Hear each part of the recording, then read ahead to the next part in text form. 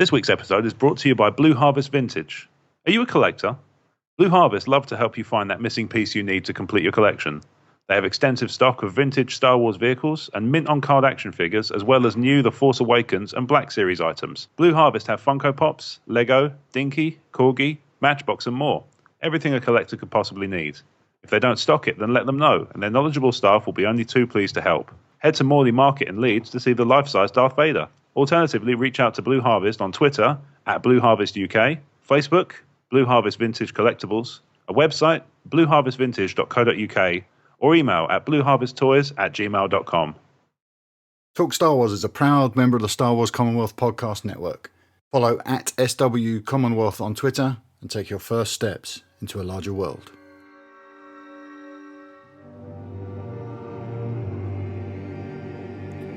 Welcome to TSW After Darkside, a fully armed and operational battle station. Who put this thing together? Me, that's who. Who do I trust? Me and Vader. Hoo-ha! Got the stamina? All about stamina. All about the stamina. Let's. I just need to edit the link in these show notes. Okay. As we're talking, I've just put a bid in on something that, if I get it, might be very handy. Oh, yeah. It's a Zoom R8 hard disk recorder. An R8? Yeah, so it's a bit like a mixing like desk. An H6. Guys, you've got to watch this. like, it's hilarious. It's like a sort of cut down H6. It's only got 2 inputs. Oh, yeah. But it's eight tracks. I won't need that many, but it's 8 tracks. And it's also, although it can be plugged into USB to use as a mixer directly into the laptop, it can also save to an SD card as well. Oh, cool. Yeah. What is this for? I'm trying to get some new kit, and I think that will be. I'm bidding for on eBay because I'm cheap and I don't want to buy the full price one because it's nearly £250. Oh, yeah. You don't get them for much less, do you? What is this, Paul, that you've put in there? You've just watched the first 10 seconds. The rest are rubbish. The first 10 seconds is kind of cool. I'm opening it now.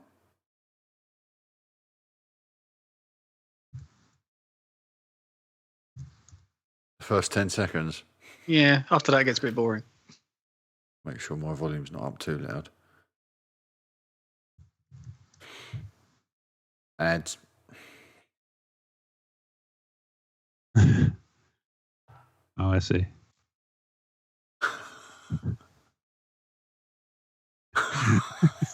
Where did you find that? The Death Star escape, Benny Hill style. That's genius. Oh, bloody Nora.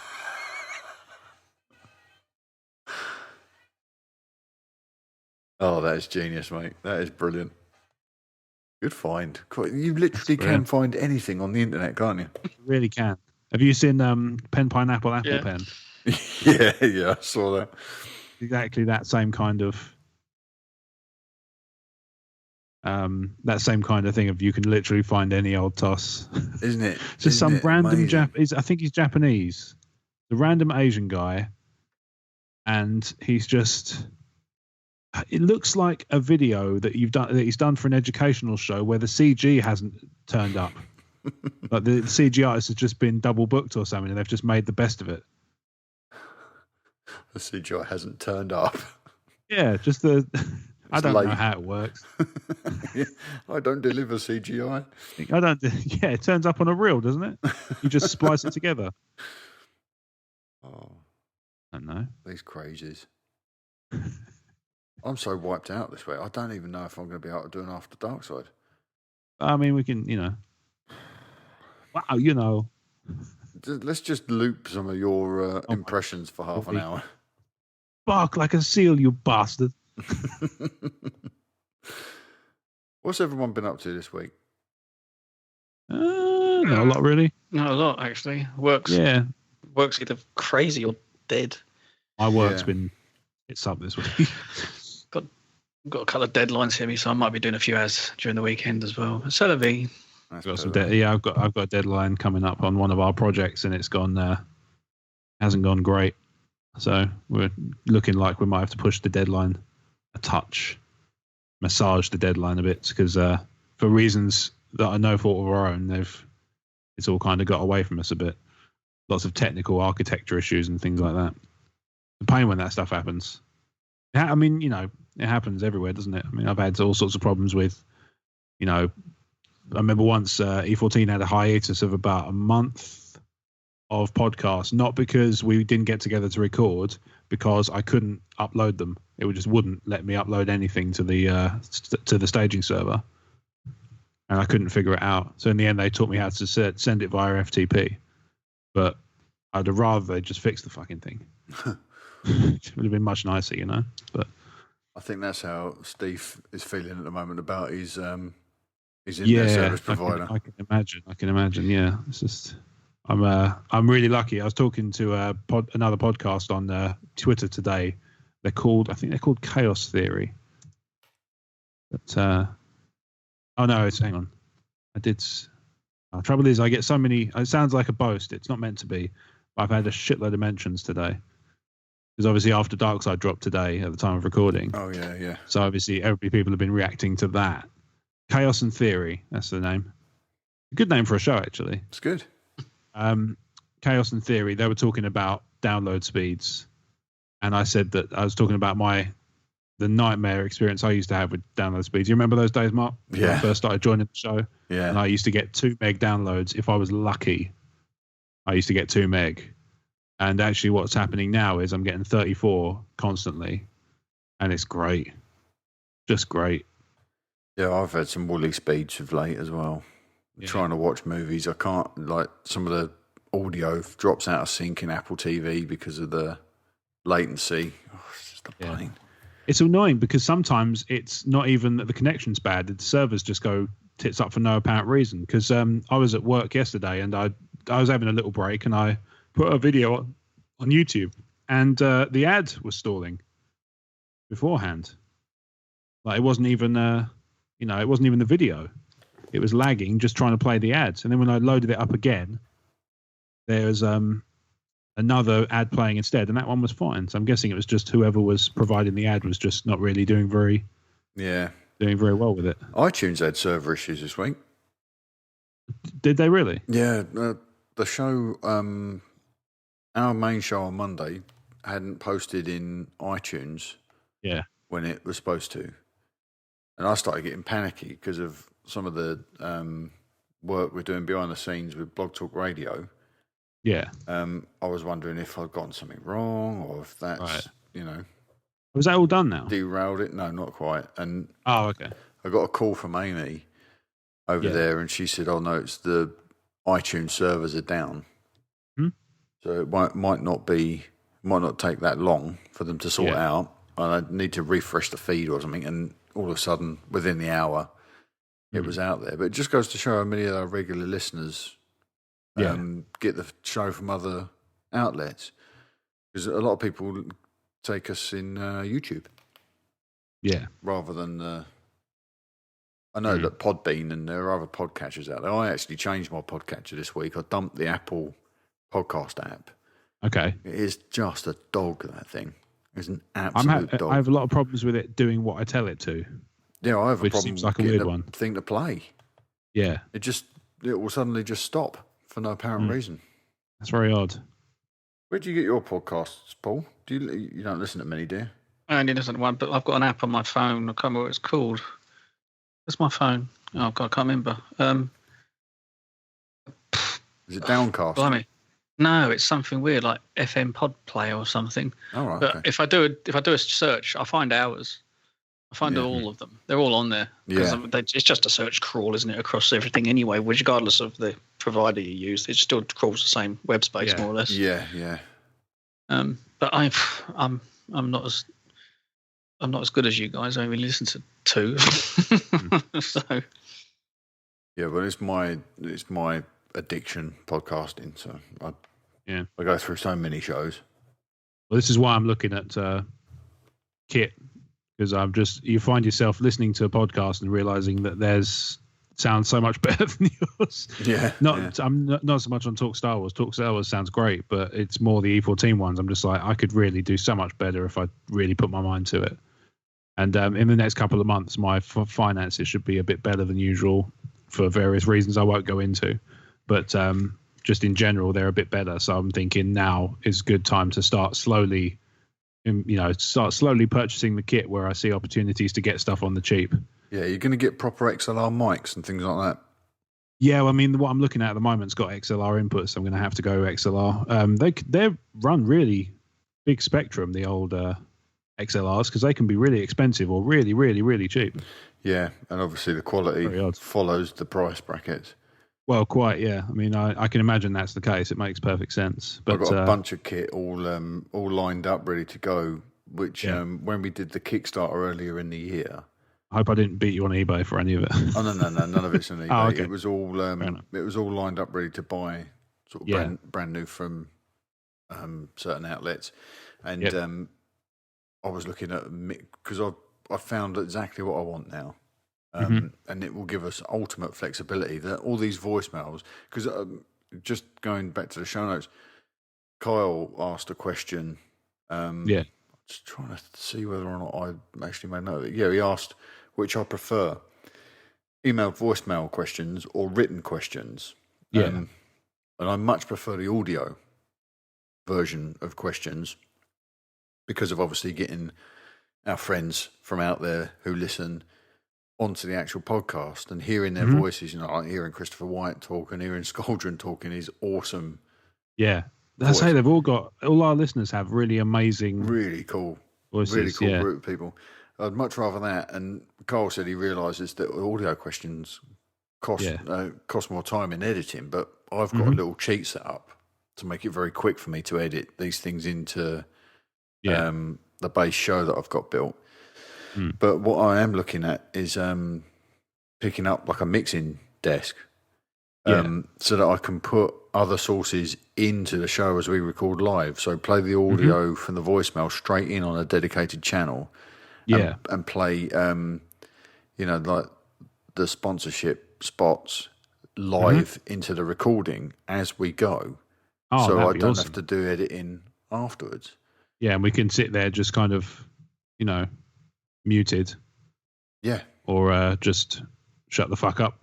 Yeah. I can just drop everybody, and I can even do it in post because we'll be recording in multiple channels. Oh, that's true, yeah. So I can drop it all in post. Sense. We can just talk normally in the meantime, and it'll be like a proper radio show. But what's nice is with the way I play the audio into the feed into the show now, I will drop that out of the recording and put the MP3s into the show body.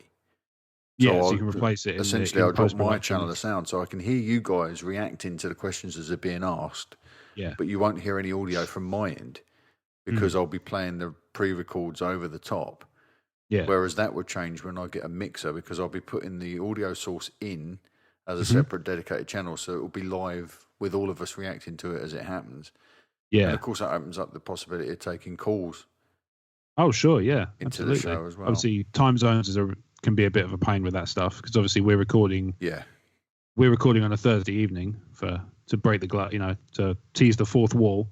Yeah. But some people, obviously, like in Canada, for example, it would be about 5 o'clock in the evening at the moment. Well, we've had an email while we've been talking, right? Yeah, and iMessages from Christopher White as we've been going. Yeah. Exactly. So I mean, they are obviously about. It's just a question of can they get away to talk if they were to call in, that sort of thing. Yeah. So it opens up a lot of those logistics. Whether or not we can use them all is dependent on a lot of things. But I think it definitely would be a positive to have those options. Yeah, and it will also with a mixer and getting a mixer that plugs into a dedicated recorder like the Zoom H6 or something means we can get together and record and still mix the show when we're live in the same space doing it. Mm-hmm. Even for audio commentaries. Yeah. So we can get together and be mic'd up and record the audio commentary live and mix bits and pieces into the show. Mm-hmm. Yeah, it makes perfect sense. Yeah. I mean, this works, what we're doing now. Yeah. But it would be nice to have that flexibility. Yeah, my needs are much more basic. I just want my shows to sound less like arse. Which it's annoying because I think the quality of the shows in terms of content is there, but I feel like it's not delivered as well as it could be, which makes it seems to me it seems unfair on the rest of the cast that they're putting in this, this effort to make it funny and to make it enjoyable and to please the listeners, and we don't deliver a quality output to the standard I would expect personally from myself. Yeah. As a creator. So if you were getting a recorder with an XLR input or two XLR inputs, would you then get like a line mixer? Because you could get a cheap mixing deck with multiple inputs, and then you could get little lapel mics for every cast member. Mic them up, and then you're just recording one channel on your recorder. True. Yeah, I mean, the recorder's got two inputs, so I could record two simultaneous tracks. So at the very basic, what I was thinking was running an XLR mic. I was thinking at the moment, so to give it a bit of behind the scenes, I'm kind of on a summer holidays from the Emotionally 14 podcast, just while I figure all this shit out. But the idea, certainly to start off with, and maybe I'm going to scale up as I go along, is I'm going to start off with something that will do at least two inputs, and probably limit the amount of people who are on each recording to 4. Yeah. Because I feel like 4 is probably about right for the sweet spot in terms of a balance of people with stuff to say and stories to tell and anecdotes to share, versus a cacophony of arseholes where we all just shout into a microphone. And it's especially bad because the microphone I'm using is the Talk Star Wars mic, but it's done I use a different way where I stick it in the middle of the desk. Yeah, I switch over the input, stick it in the middle of the desk, and everybody just talks at it. But what that means is you lose people turning away as they talk. You lose people talking into their chests. You lose all that stuff. So what I'm hoping to do is, at the very least, have one mic per 2 people who sit either side of each mic, and then it just picks up each person's audio from, like, maybe you get sort of something with a cardioid output, like I've got with this, so that I can pick up front and back. And as people are talking, I can just pick up that stuff, and then the mixer's doing the work. The recorder's doing it for me, because it can output a single channel, a stereo mix by the looks of it. It'll mix it down. You can mix it down on the actual desk itself, and then just copy it over to a computer to do the proper final pass. I feel like there's scope here for, to make my life a little bit easier, to produce a higher quality output, and ultimately to give myself a kick up the arse to get back into it on a regular basis. And I've already talked to Blake, who's the other one who's been on every Crazy Train so far. And I'm going to keep it that way where I can.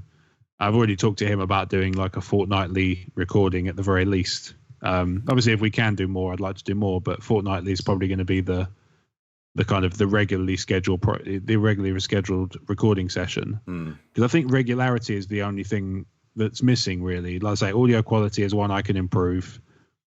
I would imagine it will probably just improve by being around a smaller table and being less far away from the mic. So even if I don't win this auction, and even if I have to start recording with just the kit I've got, I think it's still going to be better.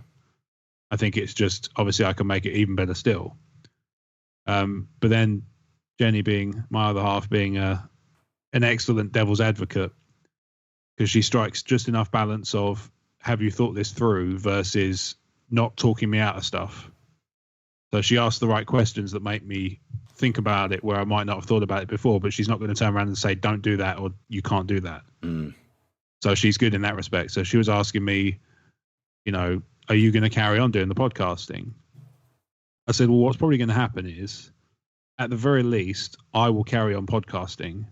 It just may not be in the same form it currently is. So I may have to change, if for example, all the other guys weren't able to do it regularly, I may have to start a new show, go down a different route, change the format, something like that. But I see no reason why I wouldn't carry on doing podcasting as a general activity, because it's a ton of fun. And the fact that, I was gobsmacked today when I realized that 2 people, and that doesn't sound like a lot when you put it that way, but it means a huge amount to me. 2 people heard the After Darkside, and based on my recommendation, downloaded a whole new podcast to try out. Now, whether they like it or go on to like it or not, it's up to them. Obviously, it's their taste. So, mileage may vary. But the fact that they were willing to listen to me recommend something and go, you know what, I like, he seems like he knows what's going on. I'm going to download it and try it out. It's just incredible to me. Yeah. And it's, that kind of stuff has been opened up to me by doing this podcasting lark. And so I'm going to definitely carry on doing it. And obviously, I'd feel like I'd disappoint the TSW listeners if I stopped. Yeah. I'd like to think, anyway. It's a little bit too much for pause there, Mark. Yeah, you can't stop this end. That's definitely off the table. Please. Paul, this picture you just put in the feed, that is one hell of a mixing desk. That is a substantial one. How many inputs do you think that's got? I've got no idea. 147,000. That is more a importantly, lot.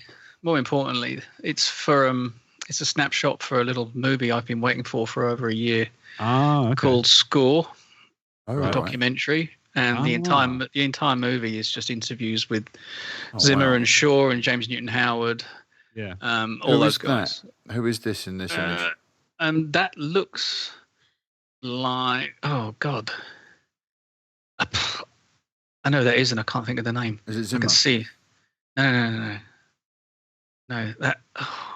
Bloody hell! Give me 2 minutes. I can't cheat. That's got to pop back in. What's this called? Score. Score, a movie documentary. I contributed a little while to their Indiegogo, to be honest. So I should be in the credits. Okay. Oh wow! Nice. Wow, that's awesome. Now, only as a thank you amongst 24,000 other people, but hey, that's still more than I've got, dude. Yeah. The most cool. I might get is if anybody ever wins a award for listening to podcasts, they might thank me in the credits. I've got one credit. Have you? Yeah, a script editor on a film called Three's a Crowd. Oh, okay, nice. That's again, it's more than I've got. Yeah, and a little indie film made by a couple of friends of ours, Scott and Imogen, who were contributors on our previous thing, Movie Geeks Film News. And their film is very, very good. Oh, what's it about? Well, that would be spoiling it. You can find it on their YouTube channel. I think you'll find Three's a Crowd. It's a short film. It is going to be going into competitions and things at some point. And I know that they're working on something else. And we've worked on a couple of bits together as well, a few ideas, which we're very excited about. But of course, time being the thing that it is, means you can't do everything. They Wooden Tash Productions. That's it. That's them. Yep. Wooden Tash. Yeah. Okay. Cool. Right. I'll keep that. I've queued it up to play after we finish talking. Yeah. You'll see my little name in the credits. I've got a post going up tomorrow for E14, so I'm just making sure it's there. I've done it. I'm just making sure I've actually finished it because sometimes I'd save it as a draft and I don't know how much I've actually gone in and done. It's especially bad for videos because obviously if you accidentally paste in the wrong embed code, you might not find it until it publishes the following day. Yeah. Oh, I have nothing problems. Yeah. Oh, that's Newman, is it? Possibly. That makes sense. Yeah, that hair does make sense. You ever feel like you've had a conversation before? We've had this one before. Have we? We haven't we? About verbatim? No. I feel like we have. That's because the left-hand side of your brain is working infinitesimally faster than the right-hand side of your brain right now. That's the conversation we had before. Yeah, no, I remember that one. It's just okay. Paul. Sure. Yeah. Do you think you'd ever think about rebooting Movie Geeks Film News as a podcast? Don't know. Or Movie Geeks Film Cast? Possibly not. No? Is it something you would like to do? I'm generally not finding myself not that enthused about all the other movies at the moment. No, I'm not. The whole thing behind Talk Star Wars was to get a little bit more focus and not be quite so scatological. I didn't know if you and scatological. What, shit related? Yeah. Do you mean in particular order? Yeah. What's the word I'm looking for? Scattered. That's the one. Sacrological. Mark. I was thinking about thinking about one thing and saying something else. The point I was getting at, Paul, was you and Bex podcasting together again. Yeah, I don't know. It's just I wouldn't even. I've not even got the energy to delve into the material so much, to be honest. Mark, I think we've talked before about how we wanted to do it. We both have expressed an interest in our own minds before about doing a solo kind of some sort of solo format. Yeah, I've definitely got plans. It's still in my head. Yeah, it's still in my head. But it's just the time and energy, like Paul's just expressed. Energy is a thing, isn't it? I mean, I'm burnt out this week. Yeah, sorry, Paul. I talked over you. What were you saying? No, that's right. No, not. I don't know. Okay. I don't know. You were saying about time and energy, mate. Yeah, and seriously, I haven't got much enthusiasm for anything that seems to be coming our way at the moment. That's seriously the issue. I mean, this year, the two films that I was craving for the most, I still haven't seen. Which were? And I've heard Suicide Squad. Yeah, I still haven't seen that. Which I was absolutely craving for. And God, I can't even remember the other one. I really want to see Batman's Man. I never did. Still haven't. I saw that on a suspect copy of something or another. I still haven't seen it. Again, didn't enjoy that very much either, to be honest. I heard it wasn't as bad as it was made out to be, but not great still. You might have heard that from me. Yeah, I'm finding myself doing a lot of catch-up TV. Literally, I mean, I've only got Now downstairs anyway. But it's like the other day. I've got Now. The other day, I ventured into the Sky store. Yeah. And I'm looking around and like, ooh, it's stuff I hadn't seen. But we watched Spotlight about 4 days ago. Yeah. Oh yeah, any good? Which was fantastic, absolutely fantastic. I know the one. Isn't it Mark Ruffalo? Yeah, it's not overwhelming. It's shocking. Don't get me wrong, but it's not. There's no explosions. It's just really well controlled script and emotion. It would be very off message if it was full of explosions. It's just I'm just enjoying dramas at the moment, to be honest. Yeah.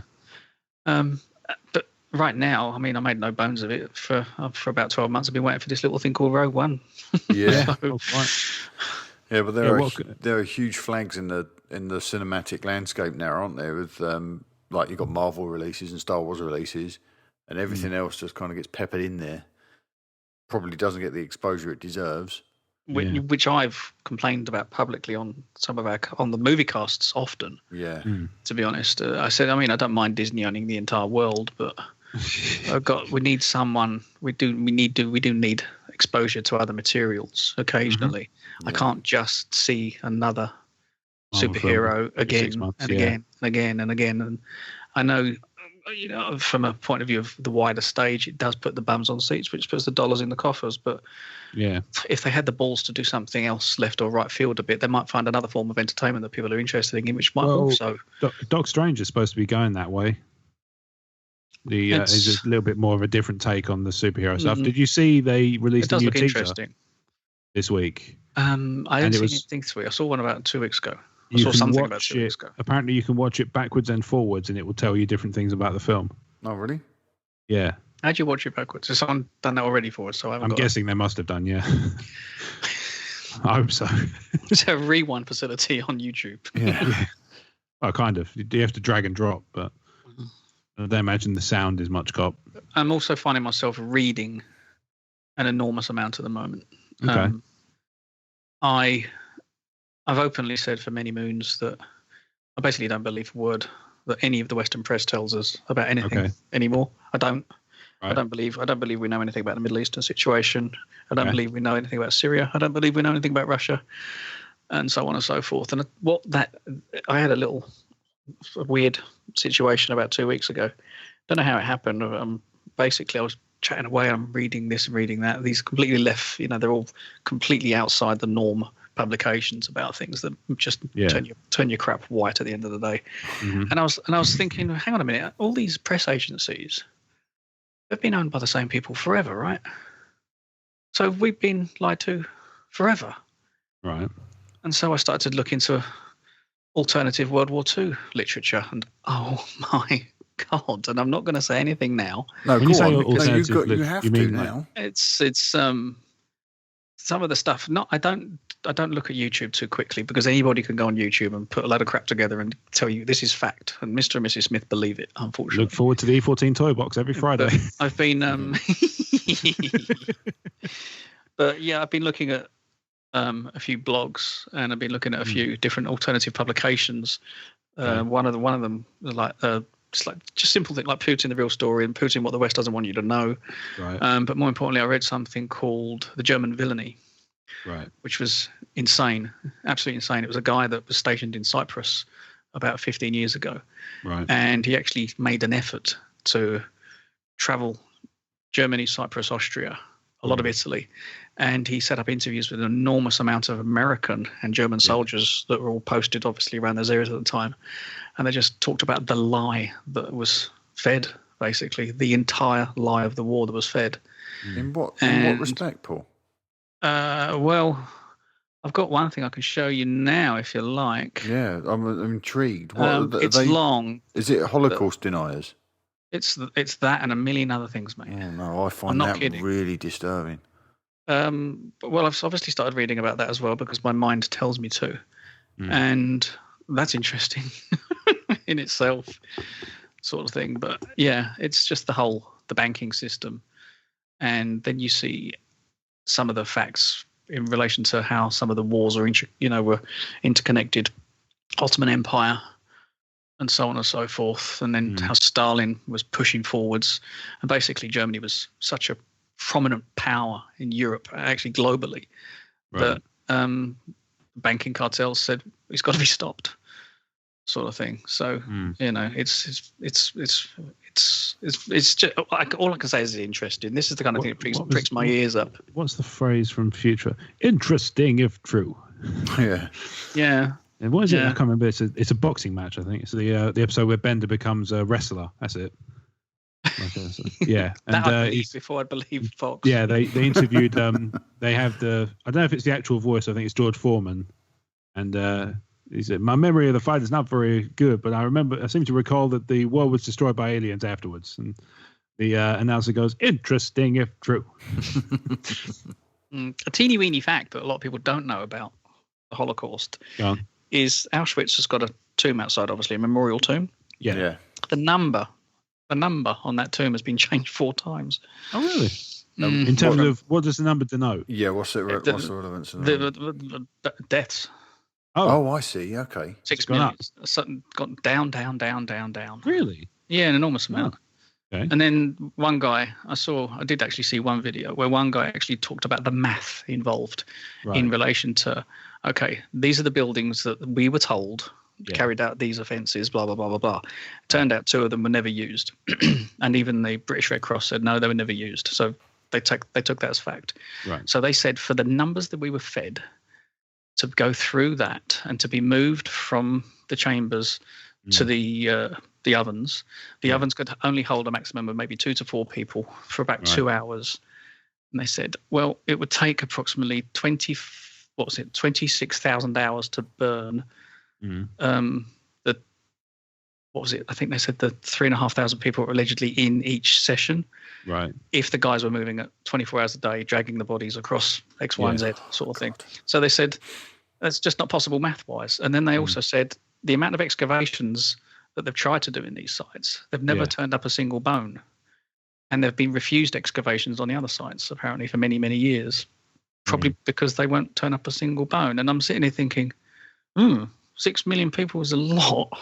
It is. So, to play devil's advocate on that one, though, it could be that they don't want people to disturb it because it's fucking grim already.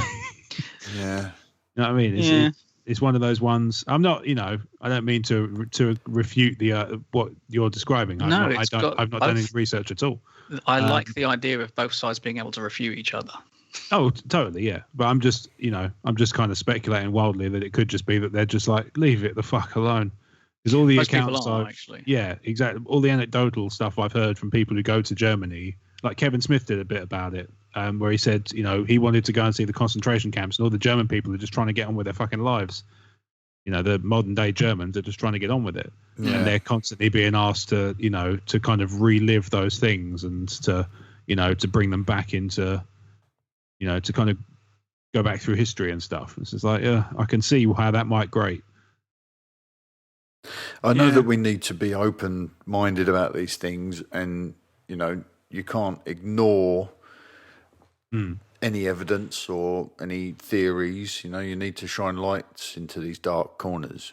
That's where knowledge is. But I find it really in bad taste to question it.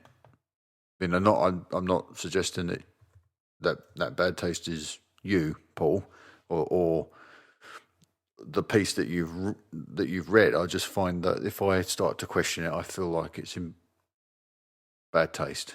Ask why? Just because it sounds disrespectful. It feels disrespectful of the lives that have been lost. Okay. The lives that have been lost in the Holocaust, which is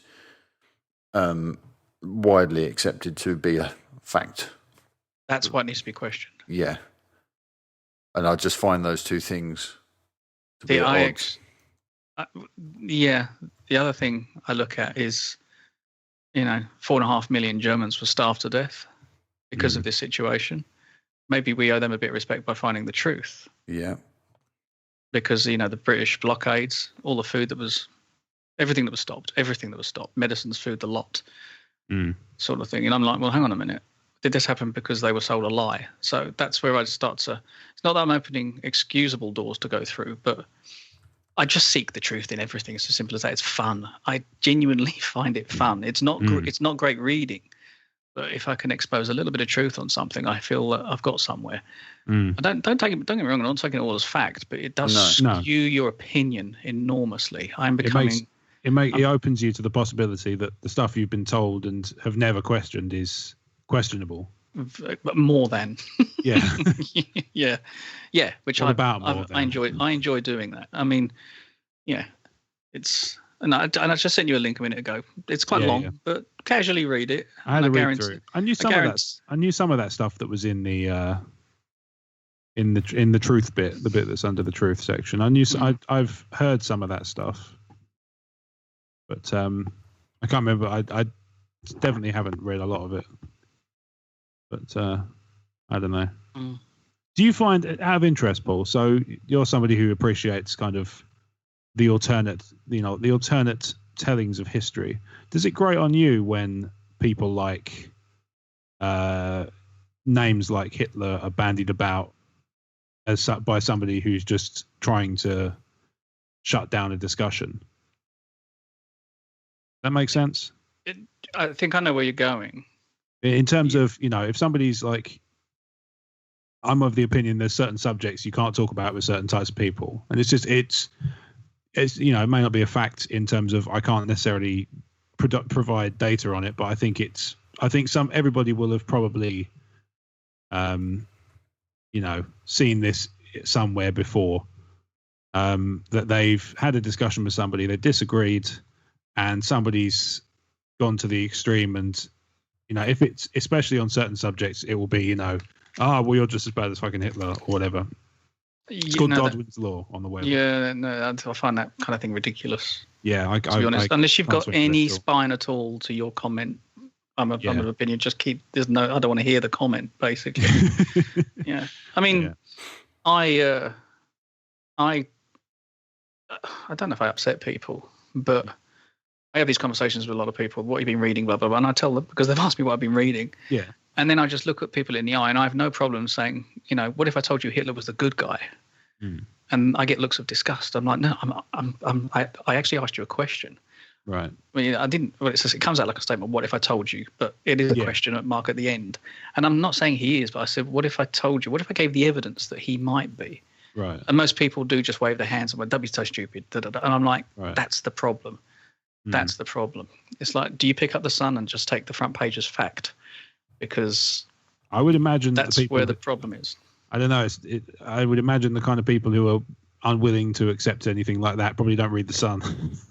Yeah, but you know what I mean. Yeah, yeah, I totally get what you mean. Yeah, it's just you don't just take the front page and stop ever. No. Oh my God, if I'd done that today, I would have driven myself up the fucking wall. I saw a headline on the Metro, on the front page of the Metro today. It wasn't a headline, but it was on the front page. But why birds are really right wing.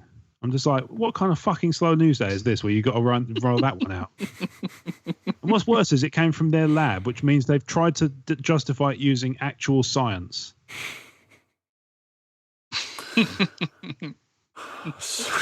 What is this world we live in? Just, what year is it? I mean, fuck. Yeah. One of my Facebook buddies today, she sent me a little thing. She just said, "Okay, just you got to choose. You got to choose. Do you want Clinton or Trump?" And I just put ... There's a third party candidate. Are they standing? He's there. Yeah, he's there. Gary Johnson's there. Just because you have to vote for him. Just because of. If I had to choose, and I don't, he would probably be my pick. I don't like the other two, but there's that. I mean, he comes off as a bit gormless at times, but at the same time, he's, like they asked him what he made of Aleppo, and he said, "And what is Aleppo?" And they said, "Are you serious?" He said, "Yeah, what is it? I'm not familiar with it." Not funny. I wonder if he misheard and thought it was a noun, like Aleppo. Yeah, Hungarian llama. Exactly, yeah. The Aleppo. But so he's had bits like that, and I was listening. Funny enough, actually, we were talking last week about podcasts we listened to. I was listening to one of them, and they had an interview with the guy who he beat to become the libertarian candidate. So he's this third party candidate. There's actually 4, I think, but one of them doesn't really get a look in. But they were interviewing the guy, and he was like, "Yeah, he's had his moments where he hasn't really helped himself." But like I say, of the 3, well, of the 2, I'd pick somebody else. Put it that way. Of the 2, I'd pick someone else. Yeah. Yeah, exactly. I don't envy any American listeners the choice they have to make. To be honest, does it really matter? Well, this is the other thing is either one of them is going to be a marionette for the banks and Wall Street anyway. So, well, that's who runs it. Argument. Yeah. I mean, on that hopeful note, let's bring the tone up. Let me find something fun. Yeah, let's wrap up on something. I know something we can wrap up. Yeah, that's good actually. It's uncharacteristically dark, this episode, for a podcast called After Darkside. This seems to have become like the tinfoil hat podcast as well. It's, to the casual listener, it would be it would delve much further into some of the themes we've already discussed. But these things are fun. Oh, I know what I was gonna. So I've got to send you guys. Oh, he's not just done. Remembered. No. I'm kidding. Oh, I watched an interesting video this week by one of my favourite spooky YouTube channel people. Oh yeah, called Top Fives. I really like this guy. Okay. And that doesn't sound like a spooky channel from the name, does it? No. He does a lot of different bits and pieces. There's some conspiracy stuff on there, but there's some interesting stuff there's loads of weird stuff. But the things I get the most joy out of are the weird stuff. And this week's episode was about Ouija boards. And you had this YouTuber that likes to. He says his house is haunted or it's got a poltergeist. Right. And I've seen that, Paul, what you've just played. Oh, sorry. The alien interview. And he had footage of this guy who says his house has got a poltergeist in it. Yeah. And he's put loads of videos up on YouTube of all the cupboard doors in his kitchen opening and things like that, and stuff flying out of the drawers. And he was sat down to do this Ouija board on camera. Mm-hmm. And the minute he put his finger on the glass, it exploded. And then the drawers behind him opened, and all this stuff started flying out at his head. Bloody hell! It was amazing. I mean, if these are spoof videos, he's doing them really well. Yeah, totally. That's the wonderful thing about YouTube, isn't it? And the modern video editing and stuff. Is like that guy who does the magic vines. Yes, he's really clever. He's incredibly clever. Like it's just he's doing these little edits. Little edits to make it look like he's jumping through car windows and stuff, and it just looks incredible. Yeah, and the fact it's how they do it so that it all syncs up as well. It's always impresses me. Well, that guy whose YouTube channel I've been watching, Casey Neistat, he did a bit of that the other day. I was watching. He went off to fly some drones with some people from in San Francisco. He was in San Francisco, and he said, "While I'm here, I'm going to go for a run. I've got my running shorts." And then he flipped them at the camera. and they were immediately on, and his jeans were off in his hand. It was just a really clever little edit. He's a good little filmmaker, that guy. I like him a lot. Yeah. Ow. Have you heard of this is a light-hearted thing that's going to cost me £1,000 next year. Have you heard of the DJI Mavic drone?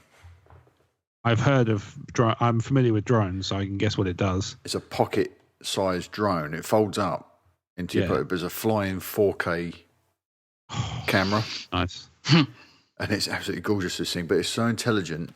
You put your phone in a dock under the controls, and then when the camera's looking at you, you can just draw a little marquee around yourself, and the camera will follow you. So if you go surfing, you can launch the drone, select yourself on the screen, put the control down, get your surfboard, and go out there, and it'll just follow you around and take 4K awesome. video. We are living in the Jetsons-like future, aren't we? It's amazing. It's getting there. Very much so. Amazing. Yeah. And more down the what was it? The movie Idiocracy. Apparently that's I haven't seen that movie, but apparently we're all kind of the society's going that way increasingly often. Yeah, that's being re-released. I can't really. That sounds scatological. Doesn't it just? Right, on that note, let's wrap this up because I've got editing to do before I can do the other thing I need to do this evening, which is sleep. Yes. There is that. Right, I'll talk Star Wars on Twitter. Go on, Paul. Twitter. Sorry. I'm Movies Gone News. I'm at Rob Wade Vision. So, Mark, at the end of this one, there's going to be another wrap, right? Oh, is there? There's going to be. Yeah, so we're going to do another round. So this week is. So what you'll hear is James's reply to my first one, and then my reply to him. We decided the easiest way to do this, so that everybody gets to hear it all, is to kind of stagger it, so that so Tumbling Saber Monday just gone or Tuesday just gone. We'll have my first one and his reply, and then his reply and my reply will form our one, and so on until the end. Sounds ideal. So it starts on After Darkside, ends on Tumbling Saber, because he gets the last word. Which I should have thought through, really. But next time. Well, there you go. He's had you twice over there, then. That's it. He's definitely done me on this one. Done you like a kipper. Done me like a kipper, sunshine. Right. I'm looking at this Dream Vine guy. He's fantastic. He's clever good, guy, right? isn't he? He's really good. The Christmas tree was superb. Some of the ones he does are just nothing short of incredible. It's Zach King, for those who are interested, the guy who does Magic Vines, and he's just great. He just flew. Yeah, he's it. He does this incredible shit. Like he's just, he's picked up a taxi in the thumbnail. That's the thumbnail I'm looking at. Yeah.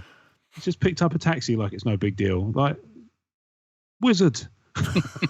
Wizard. Right. Okay. Here's Rob's wrap, and we'll see you next week. Just want to give props and mad respect to Rob for coming out of his comfort zone and killing it. Nothing but love for you, brother. All for fun, man.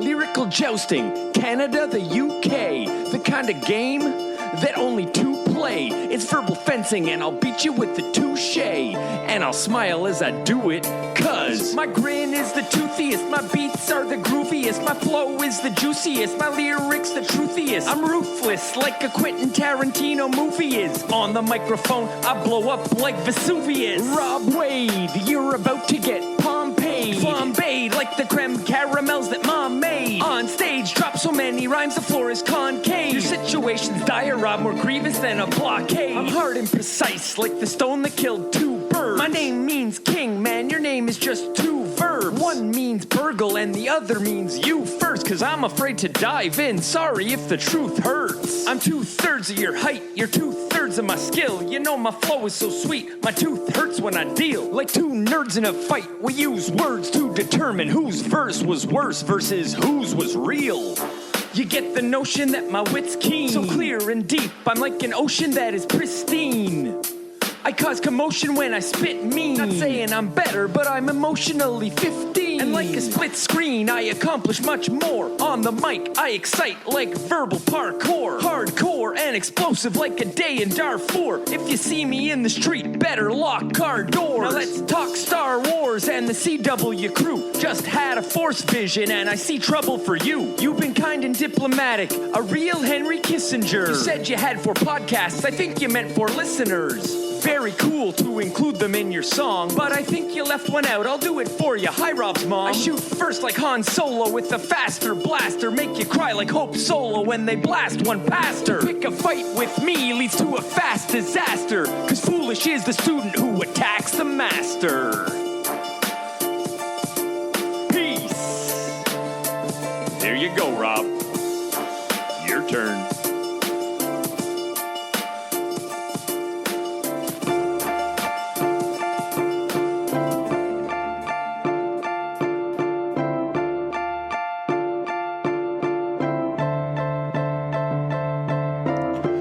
In the saddle, though I'm nowhere near a horse. Can the crazy train lead man top that? But of course, if you're down to joust, I'll go medieval on it. I'd like a Scotch bonnet. Right away, James, you claim to have the juiciest flows? Well, I asked the man from Del Monte, he said no.